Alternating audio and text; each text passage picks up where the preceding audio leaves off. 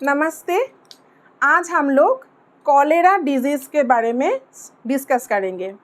जो डिजीज़ आप लोग को मिलेगा जीएनएम कोर्स का सेकेंड ईयर में आप लोग का मिलेगा मेडिकल सर्जिकल नर्सिंग पार्ट 2 में, और बीएससी कोर्स में भी मिल सकता है सेकेंड ईयर का कम्युनिटी हेल्थ नर्सिंग पार्ट 2 में। तो ये कॉलेरा डिजीज़ के बारे में हम लोग पूरा A to Z आप लोग को नॉलेज देने के लिए कोशिश कर रही हूँ। पहले जो कंटेंट्स है इस सिलेबस के ऊपर, वो कंटेंट्स हम लोग देख लेते हैं। पहले हम लोग को जानना पड़ेगा definition, what is cholera disease. उसके बाद कौन सा बैक्टीरिया के कारण ये डिजीज़ हो सकता है, वो है कॉजेटिव ऑर्गेनिज्म और कॉजेटिव एजेंट। एजेंट भी बोल सकते हैं हम लोग इसको।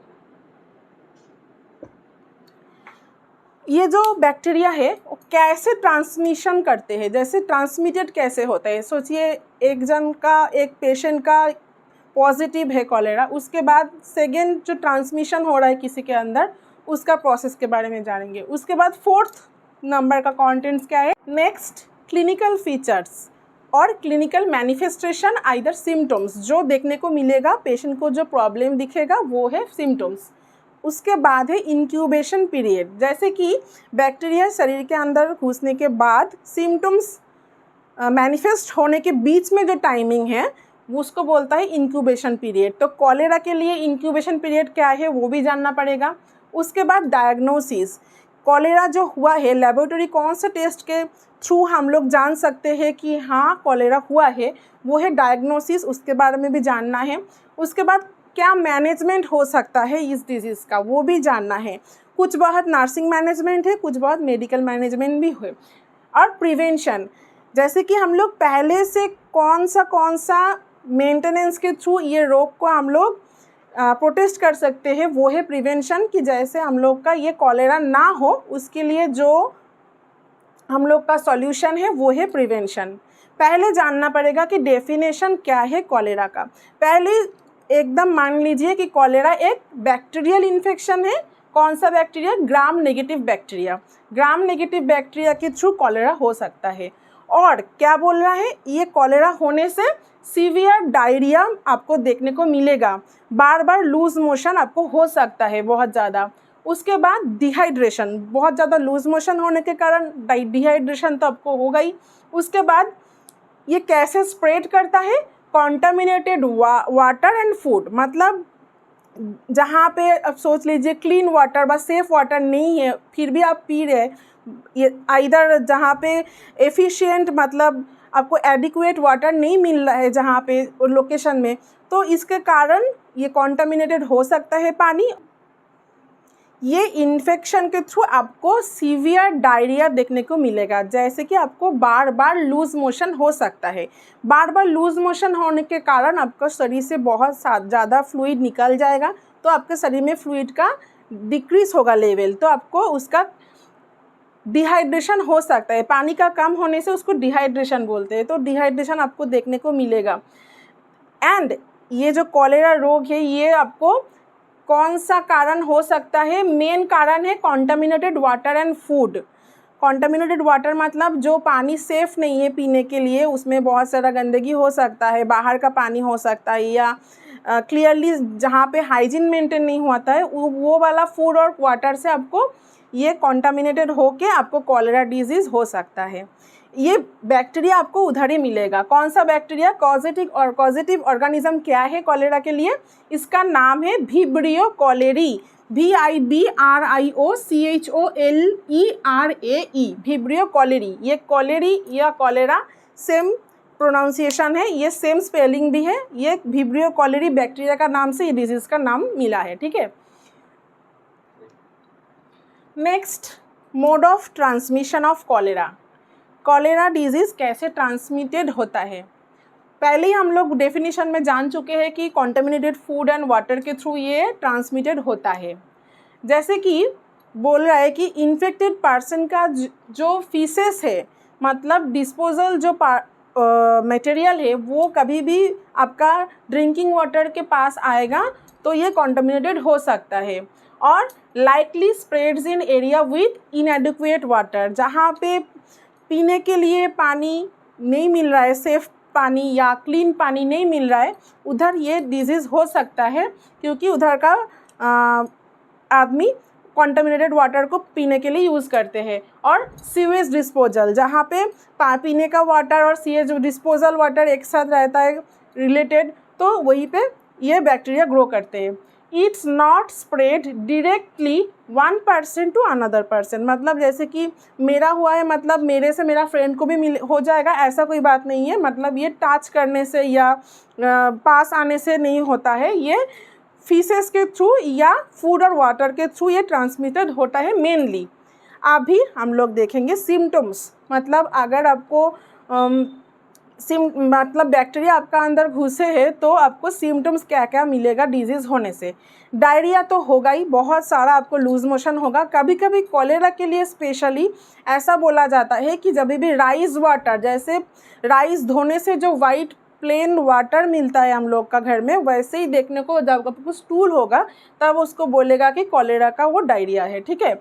उसके बाद वॉमिटिंग हो सकता है, इनडाइजेशन के लिए स्टूल हो सकता है, वॉमिटिंग हो सकता है, और इंक्रीज थर्स्ट, बार बार लूज मोशन होने से आपको पानी का शरीर में लेवल कम होते जाएगा और आपको थर्स्ट मैकेनिज्म इंक्रीज हो जाएगा, मतलब आपको बार बार पानी पीने का आपको इच्छा होगा। उसके बाद बोल रहा है कि लेग क्रैम्प्स, कभी भी शरीर में आपको फ्लूइड का कमी होगा तो आपको इलेक्ट्रोलाइट, जो हम लोग का एलिमेंट मिलता है पानी से, जैसे कि iron, magnesium, calcium, potassium, sodium, ये सब जो पानी से हम लोग का एलिमेंट आता है इलेक्ट्रोलाइट शरीर में, उसका कम होने से लेग क्रैम्प्स, ये सब मसल क्रैम्प सबको देखने को मिलेगा सिम्टम्स जैसे। और पेन ऑन एब्डोमेन, जब आपको बार बार डायरिया होगा तो आपको पेट में दर्द आ सकता है, तो ये सब सिम्टम्स के कारण आपको फैटिगनेस, मतलब आपको थकापन लग सकता है। उसके बाद इलेक्ट्रोलाइट इम्बैलेंस तो हम बोल चुके हैं, कभी भी पानी ज़्यादा शरीर से निकल जाएगा तो आपको इलेक्ट्रोलाइट कम होगा, जैसे कि सोडियम, मैग्नीशियम, पोटेशियम, आयरन, ये सब।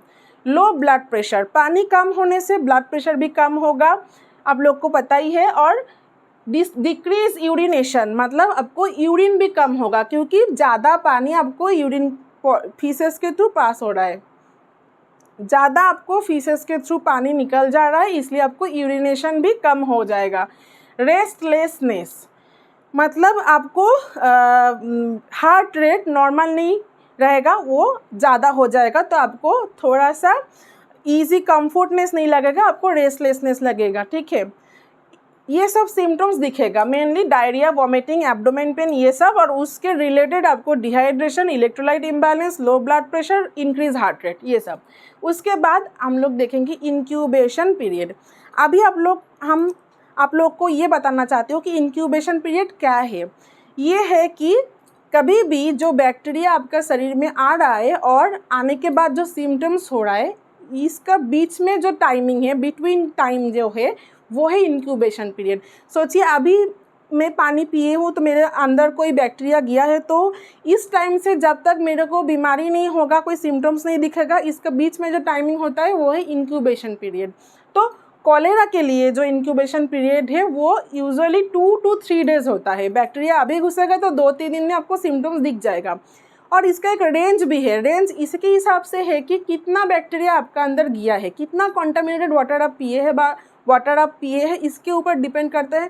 कभी कभी ज़्यादा इन्फेक्शन आने से फ्यू आवर्स से आपको सिम्टम्स दिखेगा, 5-6 घंटा बाद ही आपको सिम्टम्स दिखेगा। कभी कभी कम इन्फेक्शन आने से आपको 5 to 6 डेज़ भी हो सकता है, लेकिन ये रेंज है, यूजुअली 2 to 3 डेज़ ही आपको इंक्यूबेशन पीरियड होता है इस डिजीज़ के लिए। नेक्स्ट हम लोग देखेंगे कॉलेरा को हम लोग कैसे डायग्नोसिस कर सकते हैं, कौन सा लेबोरेटरी टेस्ट के थ्रू।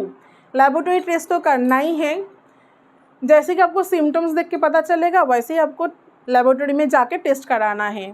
स्टूल से पता चलता है कि आपका स्टूल में ये विब्रियो कॉलेरी बैक्टीरिया है क्या नहीं। तो स्टूल टेस्ट कल्चर टेस्ट भी हो सकता है, पीसीआर टेस्ट भी हो सकता है। पीसीआर का फुल फॉर्म है पॉलीमेयर्स चेन रिएक्शन। ये दोनों स्टूल टेस्ट करना है आपको डायग्नोसिस करने के लिए कॉलेरा। नेक्स्ट, अगर आपको डायग्नोसिस हो गया कि आपका कॉलेरा हुआ है तो उसके बाद आपको मैनेजमेंट क्या लेना है, आपको रिहाइड्रेट करना है आपका बॉडी। रिहाइड्रेट मतलब जो आपका डायरिया के थ्रू जो आपको लूज मोशन हुआ है, जो आपको फ्लूइड लॉस हुआ है, उसको आपको रिप्लेस करना है ज़्यादा पानी लेके। वो आईवी हो सकता है, आईवी के थ्रू नॉर्मल सलाइन ले सकते हैं, डॉक्टर का एडवाइस पड़ेगा तो आपको आईवी लेना पड़ेगा सलाइन। और अब ओरली आप ओआरएस ले सकते हैं, ओआरएस का पानी ले सकता है इलेक्ट्रोलाइट को बैलेंस करने के लिए। Rehydrate the patient, second point है एडमिनिस्टर एंटीबायोटिक्स। कभी भी आपको इन्फेक्शंस डिजीज़ होगा तो आपको एंटीबायोटिक्स लेना पड़ेगा, उसी के हिसाब से ये भी मेडिकल मैनेजमेंट है, आपका डॉक्टर एडवाइस करेगा तो आपको लेना है। Check vital sign, vital sign मतलब जो हम लोग सिम्टम्स में देखे हैं कि आप हार्ट रेट इंक्रीज़ होता है या बीपी फॉल्ट होता है, तो ये सब आपको मॉनिटर करना है फ्रीक्वेंटली, मतलब 1 आवर या हाफ एन आवर बाद आपको देखना है कि बीपी से स्टेबल है कि हार्ट रेट स्टेबल है कि नहीं, पेशेंट का कंडीशन क्या है। उसके बाद चेक इलेक्ट्रोलाइट स्टेटस, अगर आपको लग रहा है कि पेशेंट का एटीट्यूड मतलब सोडियम पोटाशियम ये सब ठीक नहीं रहने से आपको पेशेंट को बिहेवियर में चेंजेस दिखेगा, ठीक है, तो आपको इलेक्ट्रोलाइट लेबोरेटरी में टेस्ट करना है अगर ज़रूरत है तो। फिर प्रोवाइड ओआरएस वाटर, मैंने पहले ही बोला है ओआरएस वाटर आपको प्रोवाइड करना है ओरली, ये नर्सिंग मैनेजमेंट है। अगर डॉक्टर बोलेगा तो आईवी दे सकता है नॉर्मल सलाइन से।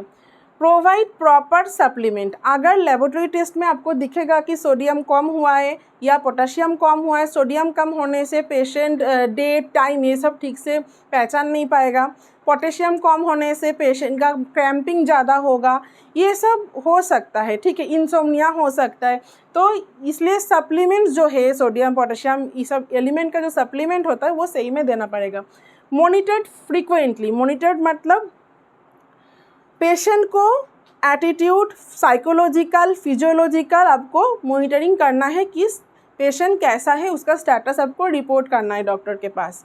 और एक भी है monitor patient input and output level. Input मतलब पेशेंट कितना टाइम में से कितना पानी लिए है और कितना टाइम में से कितना यूरिन पास कर रहा है या कितना बार लूज स्टूल पास कर रहा है, तो इसके हिसाब से इनपुट 1 आवर या 2 आवर में कितना इनपुट हुआ है, कितना आउटपुट भी हो रहा है, इसका बैलेंसिंग करना है, पॉजिटिव नेगेटिव, ये सब होगा medical management. 1-2 management nursing management जैसे कि चार्ट बनाना, वाइटल्स चेक करना, ओआरएस पिलाना, ये सब डायग्नोस्टिक टेस्ट में कराना, ये सब नर्सिंग मैनेजमेंट है। डॉक्टर का जो मेडिकल मैनेजमेंट है वो है सलाइन लगाना आईवी से या एंटीबायोटिक प्रोवाइड करना आईवी से, ये सब मेडिकल मैनेजमेंट। प्रिवेंशन, अगर आपको कॉलेरा हुआ नहीं फिर आप प्रिवेंशन लेना चाहते हैं कि आपका ना हो, तो आप क्या क्या कर सकते हैं, drink safe water. Safe water means clean water, जिस वाटर को आपको लग रहा है कि कॉन्टामिनेटेड नहीं है, सेफ़ है आपके लिए, क्लीन वाटर है, मतलब बॉइलिंग हो सकता है वाटर का, फिल्टराइजेशन हो सकता है, ये सब वाटर आप पी सकते हैं। उसके बाद wash your hand before taking food and after using toilet, मतलब आपको हैंड वॉश करना ही है 2 टाइम मैंडेटरी, वो है फूड लेने के पहले और टॉयलेट यूज़ करने के बाद, और ड्यूरिंग टाइम भी आप हैंड वॉश कर सकते हैं। गेट वैक्सीनेटेड, आप वैक्सीन ले सकते हैं प्रोटेक्शन के लिए पहले से। Use toilet with safely manage sanitation, जिस टॉयलेट में आपका सैनिटेशन आपका शरीर को ठीक रखने के लिए कोई इन्फेक्शन ज़्यादा ना हो, ऐसा प्लेस का टॉयलेट आपको यूज़ करना है, ठीक है। Clean and disinfected kitchen surface, kitchen हो या टॉयलेट हो, जहाँ जिधर का सरफेस आपको डिसइंफेक्टेड है उधर ही आपको यूज़ करना है, अगर इन्फेक्टेड लग रहा है तो उधर यूज़ नहीं करना है, ये आप प्रिवेंशन के लिए कर सकते हैं। और मेंटेन हाइजीन, हाइजीन मतलब क्लीन ड्रेसअप करना है आपको, नहीं तो ड्रेस में हाथ लगने के बाद आप खा सकते हैं, फूड कुछ इंटेक कर सकते हैं, वाटर इंटेक कर सकते हैं, इसलिए क्लीन ड्रेसअप करना है आपको, बाथिंग टाइम में करना है, ये सब हाइजीन में जो कुछ आता है इसको आपको फॉलो करना है, ये प्रिवेंशन में आता है। ये था आज का टॉपिक कॉलेरा, हम कंटेंट वाइज पहले से आप लोग को बताए हैं, फिर भी आप लोग का कोई भी क्वेरी है तो आप कमेंट में बता दीजिए, और नेक्स्ट कौन सा डिजीज़ आप लोग पढ़ना चाहते हैं प्लीज़ कमेंट कीजिए। Thank you so much.